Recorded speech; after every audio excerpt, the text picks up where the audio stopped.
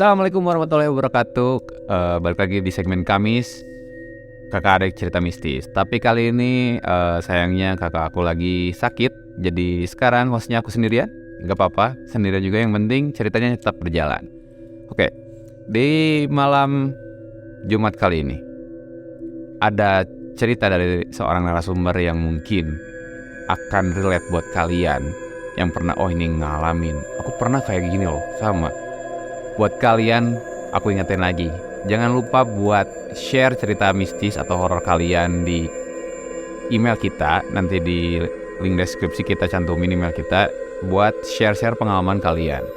So buat kali ini langsung aja ke cerita dari narasumber. Perkenalkan, saya Nana.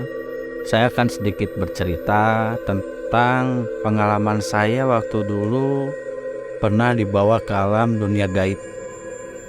Mungkin nggak terlalu seram sih, tapi ya menurut saya ini emang pengalaman yang mungkin wow banget buat saya. Walaupun kebanyakan orang mungkin ini nggak akan bisa jadi suatu cerita yang real, tapi ini asli saya mengalaminya sendiri. Dulu tuh waktu saya pernah menjadi satpam. Saya dulu sempat ditugaskan di daerah Ciatel, tepatnya Ibu Inggit Garnasi. Saya kebenaran nge-backup teman saya yang lagi sakit. Nah, kejadiannya tuh sebenarnya dari awal tuh emang hati udah gak enak sih sebenarnya. Cuma gak ada niat apa-apa, gak ada tujuan apa-apa. Ya mungkin yang namanya lihat tempat kotor saya bersihin semuanya. Ketika itu saya bersihin lah tempat-tempat dari ya rumah tersebut yang disebut rumah Ibu Inggit Garnasi. Sampai ranjang kunonya saya bersihin, karena mungkin gabut ya. Soalnya kalau misalnya sendiri kan aduh bingung mau ngapain gitu. Jadi saya bersihin lah semuanya sampai ada tempat yang namanya tempat pesugihan. Nah, setelah kejadian itu jam ke jam saya jalani, terus ya biasalah sambil nongkrong, sambil ya jaga-jaga, sambil mungkin ngecek takutnya ada apa-apa atau misalkan nanti ada maling atau gimana itu. Lambat laun ketika itu tibalah pukul 11 malam. Kejadiannya itu di antara 11 malam sampai jam setengah 12 malam lah aku rasain. Cuma kejadiannya tuh saya tidur di gudang. Ketika itu ada plafon yang ada gorong-gorong. Nah, ketika saya tidur, tiba-tiba ada, sebenarnya sih belum tidur ya, cuma kayak yang tidur gitu. Tapi nggak tidur, tapi masih melek gitu, masih sadar itu. Saya ada di situ masih sadar. Cuma ketika itu ada asap. Ketika ada asap, saya lihat ada asap berubah jadi sosok wanita. Wanita berpakaian putih tapi agak kebiru-biruan. Serentak saya kaget. Siapa kamu? Ya, dia langsung jawab, bilangnya tuh jangan takut, cuma pengen kenal aja. Tapi di situ yang anehnya itu dia nggak beranjak, malah duduk di pinggir kaki. Dan saya tanya, mau ngapain kesini? Enggak, cuma pengen kenal aja. Ketika setelah panjang lebar bicara, tapi saya merasa itu emang saya bangun, nggak tidur. Tapi setelah itu saya diajak lah sama dia. Kamu mau tahu nggak? Ya mungkin dia berkata seperti ini. Kamu mau tahu nggak tempat saya dulu itu seperti apa? Yang aslinya tempat saya itu dulu seperti apa? Yang saya tinggal dengan Bapak Soekarno. Bapak Soekarno seperti apa? Tahu kan mungkin Soekarno itu siapa? Presiden pertama Indonesia. Nah, ketika itu saya diajak oleh dia itu menuju ke belakang dekat sekolah. Kebenaran pinggirnya itu ada sekolah. Nah, pintu utamanya itu masuk ke sekolah. Ketika masuk ke sekolah itu lalu lihat itu tempat berubah jadi yang sekarang itu mungkin tehel. Kalau yang dulu itu rumah panggung. Ketika saya masuk ke sana adalah yang namanya kursi goyang yang suka diduduki oleh Pak Soekarno, kursi kesayangannya. Beliau berkata seperti itu. Tapi ketika itu beliau bilang, sayang sekali bapaknya sedang tidak ada. Kalau mungkin bapak ada, ya mungkin saya kenalkan. Itu kata beliau seperti itu. Ya terus di situ ada yang namanya mungkin kalau sekarang itu disebutnya pembantu, tapi dia bilangnya itu selir-selir seperti itu.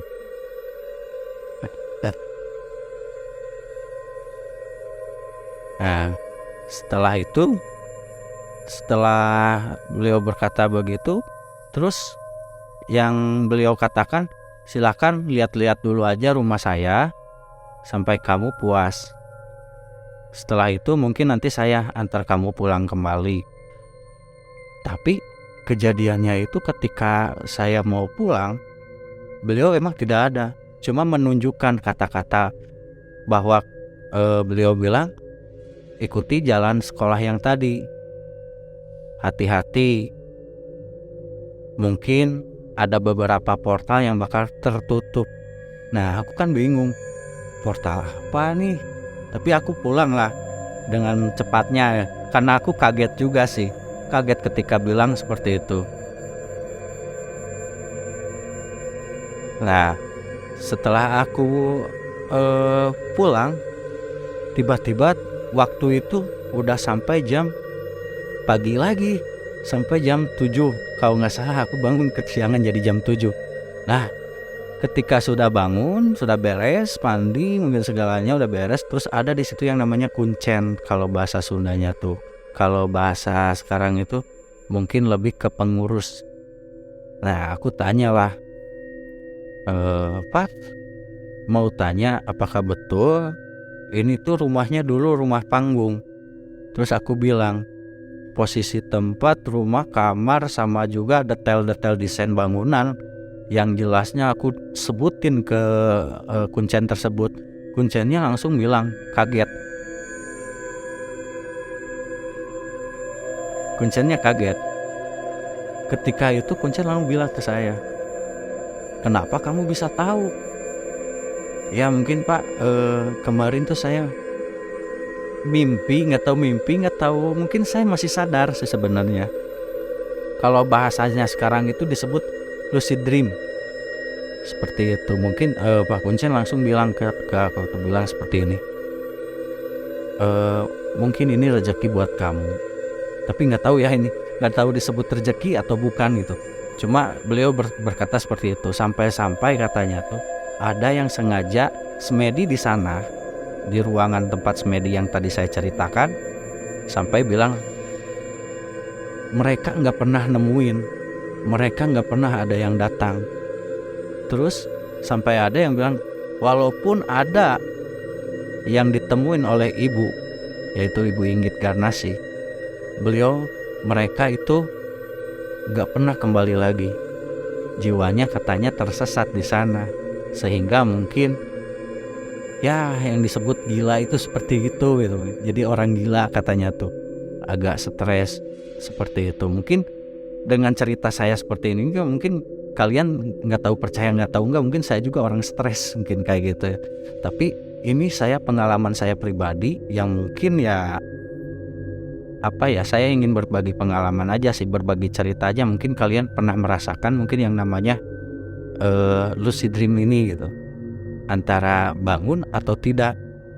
Ya mungkin ini aku ngerasa luar biasa sekali ketika bertemu makhluk gaib tapi masih bisa berinteraksi.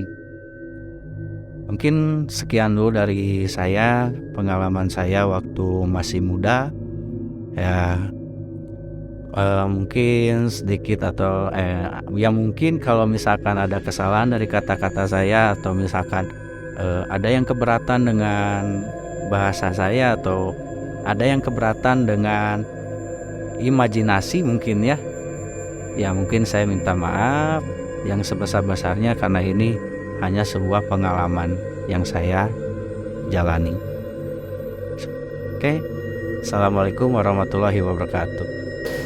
Oke, jadi tadi adalah suatu pengalaman di mana dari narasumber bilang bahwa dirinya pernah dibawa ke alam gaib yang ditunjukkan oleh sesosok wanita yang mungkin kalian juga pernah merasakan atau pernah mengalami hal tersebut.